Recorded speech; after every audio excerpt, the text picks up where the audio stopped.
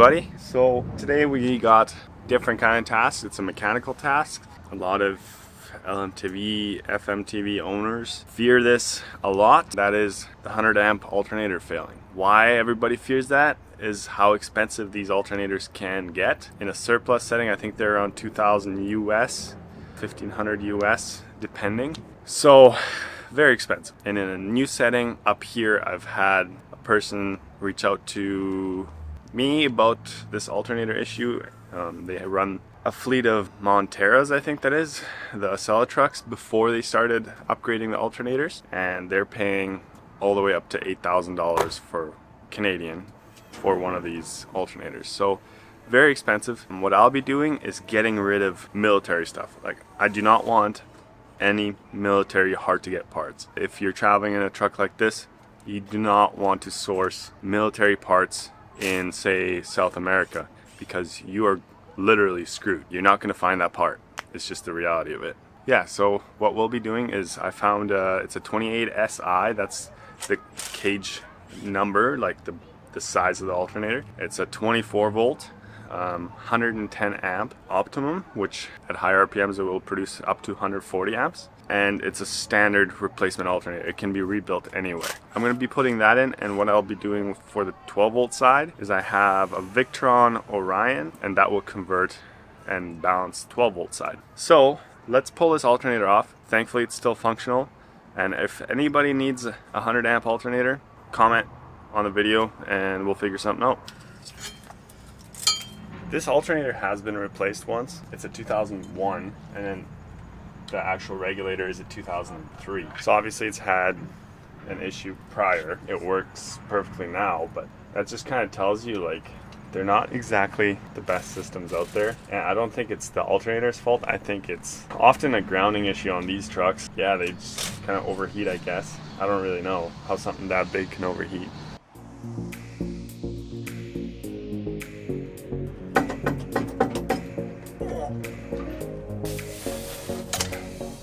That's our baby right there.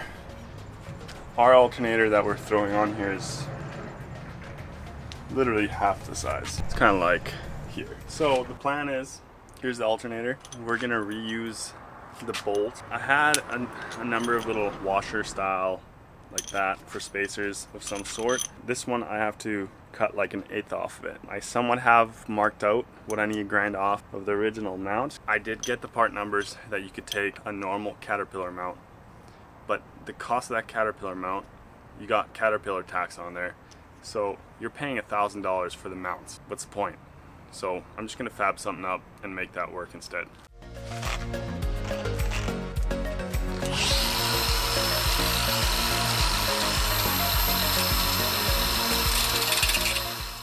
So right now we're kind of clearancing where some of these ribs are.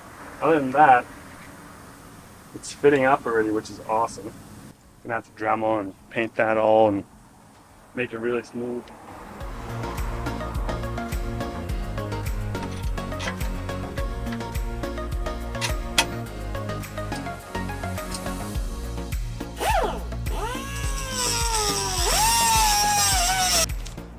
We're gonna reuse this bracket as well. Just have to drill a bigger hole.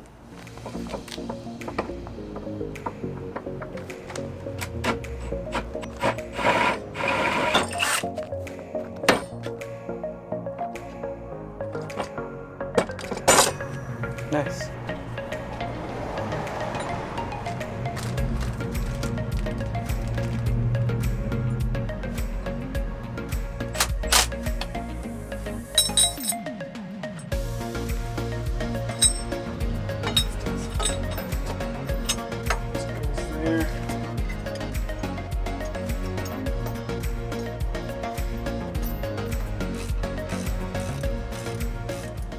So guys, we got all that factory alternator out, cut the bracket, we mounted it. The nice part about this, you can go back. There is another guy that has done this on, I think, the Facebook forum, and that's where I kind of got the idea from. So essentially what I'm doing, I just reused the factory bracket. That's the only difference.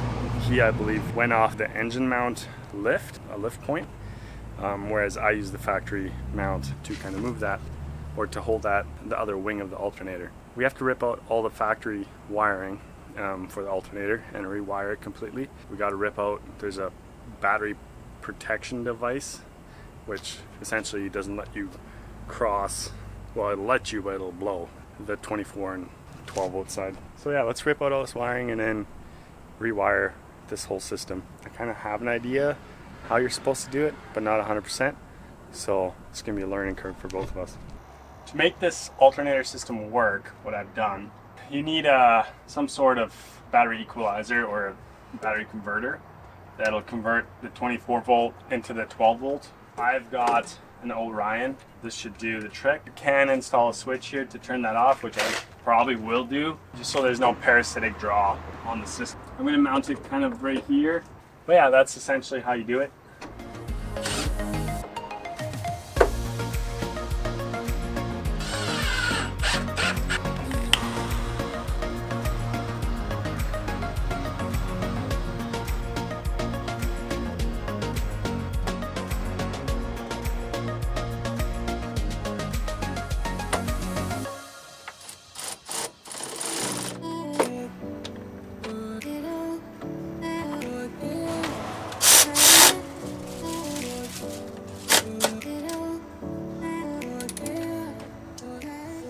From here, what we're doing, so I've grounded everything. We've also re-ran all the new grounds. We got rid of all the military equipment. So we got rid of the polarity box. We replaced that with a bus bar system, the ground shunt, because that's only military. And then we re-ran some grounds. We cleaned everything, made sure everything is clean and good. We didn't have a grounding issue prior. It wasn't like we were hunting for some issue that we had. I just wanted to rerun this to be a more simplified version. So yeah, that's why we're installing this, and there is redundancy in the system. The main fact is keeping simplicity. You can't find a military alternator anywhere in the world, even if you know where to look. You're not going to have that new part or that new alternator in 3-4 days. Let's finish this up. We got the ground system. We're doing the 12 volt side now, and then we're gonna do the 24 volt, and then we'll wrap up everything, zip everything up.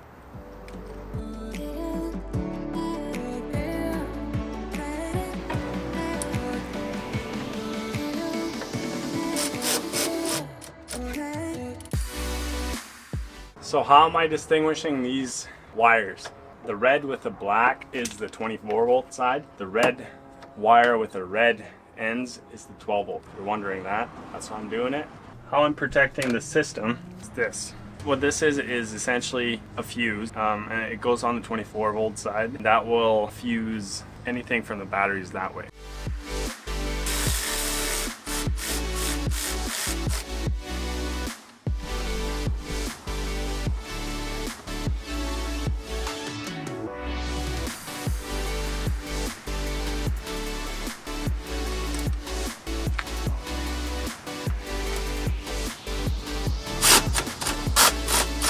Okay, I need a voltage meter. So we're at 26. So as you guys can see, that is smooth. We got just about 28 volts. The gauge is a little off. Essentially, the install is complete. We got the correct voltage here. Let's throw this thing in gear and make sure that it shifts, which it does. It goes into gear. This is our cab on the inside right now. It's actually, I can hear my own voice, which is amazing. It's not dead silent. Like, this is a truck. Like, any commercial truck will sound like this. I'm pretty happy with how it sounds in here. This is probably the smoothest I've ever seen this voltage needle. Amazed. Like, I'm just amazed how smooth this voltage needle is. It's never been like that before. Even though that the old alternator was rebuilt in 2018, there's a remanufactured sticker on it. But yeah, it looks great. We'll show you how everything's working. So guys, you guys might have some questions, so we're just gonna do some, like a quick run through of the system. So being that we got a 24 volt alternator and we have 12 volt loads, and essentially if you don't run an equalizer, so this is acting as a equalizer, it's a Victron 24 to 12 converter, and this equalizes this battery. and the battery gets its charge, the 24 volt charge, into essentially this bank. However, being that there's 12 volt loads, this battery will drain from 12 volts, and they don't have enough time to equalize. So this battery will get damaged if you do not run this. So anyways, so this is what it is, a battery equalizer. I got rid of the factory polarity protection box, and I've put in some fuses in here, some block fuses. Obviously I run a spare, but also if something does fail, you can just connect it straight. We got rid of the ground shunt because that's military purpose only, so we got rid of that. And I ran a clean ground straight to where it goes right by the starter and from the start to the frame. I cleaned those up, obviously. So yeah, that's this side. Pretty simple, but this should be a very reliable system.